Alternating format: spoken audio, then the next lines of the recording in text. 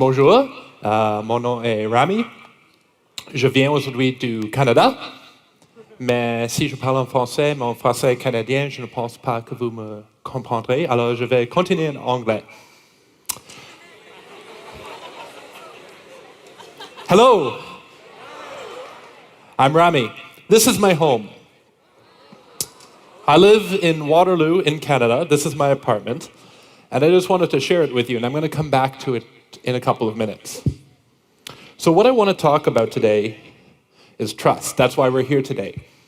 And really the question is often, who do you trust? I don't care. I'm much more interested in why. Why do we trust? And so many times, trust begins with this fundamental thing, the handshake. The handshake goes back about 2,500 years. Originally, the handshake was a way to show someone that you didn't have a weapon, that you were unarmed. But what's amazing is that 2,500 years ago, they didn't know how powerful a handshake really can be. This is your brain. Okay, it's not your brain, it's not my brain, it's a brain. And that colored area that you're seeing is your nucleus accumbens. And it's a little piece of your brain, and I'm going to talk a little bit more about it. So what happened is that in 2012, some researchers at the University of Illinois actually studied the handshake, really for the first time.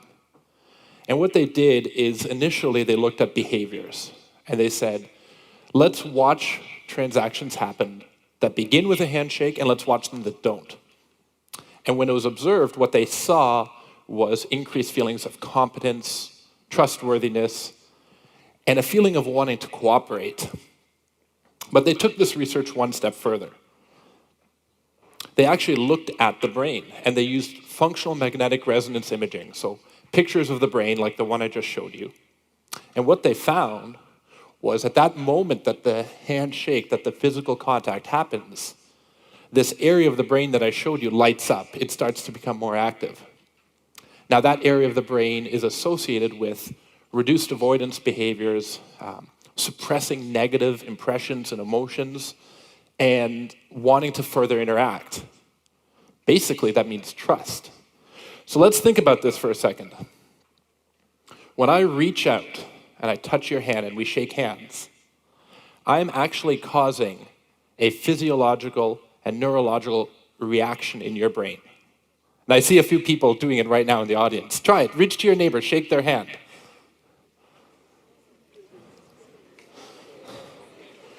So right now, as you do that, you're causing electrical and chemical signals to be released in that person's brain, and vice versa.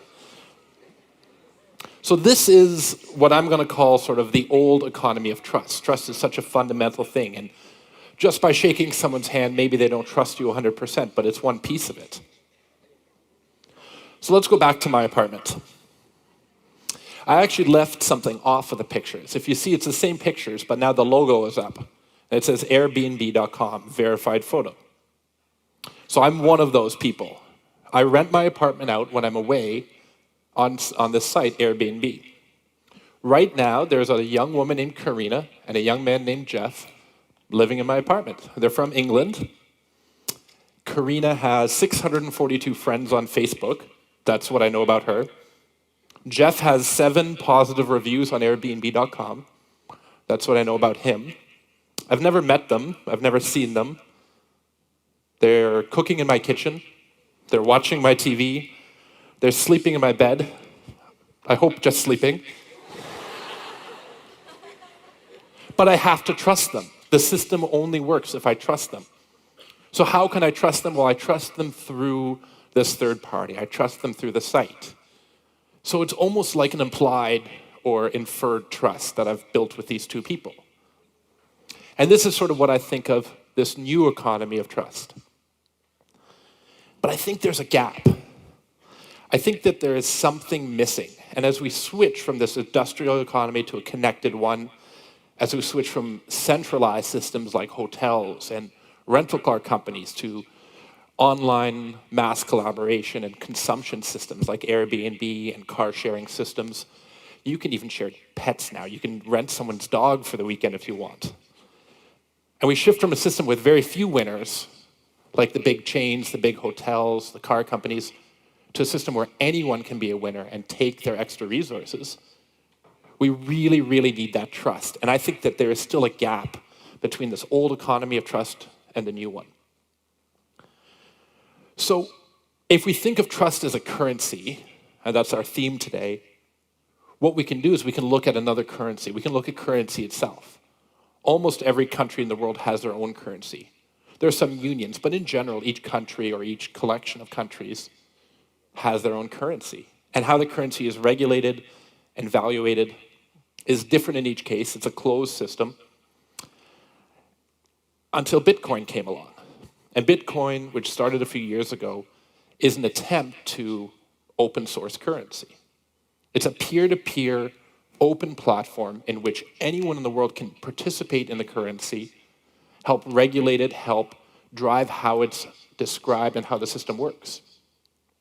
So my question to you today is, can we open source trust? Can we build a system, and there are people working on this now, where we say, let's make trust an open platform.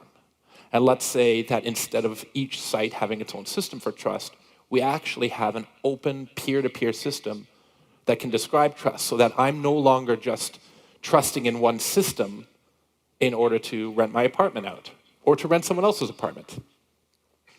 So as we go through the day today, what I really want everyone to think about is that fundamental question. It's not who do you trust, it's why do we trust? Thank you.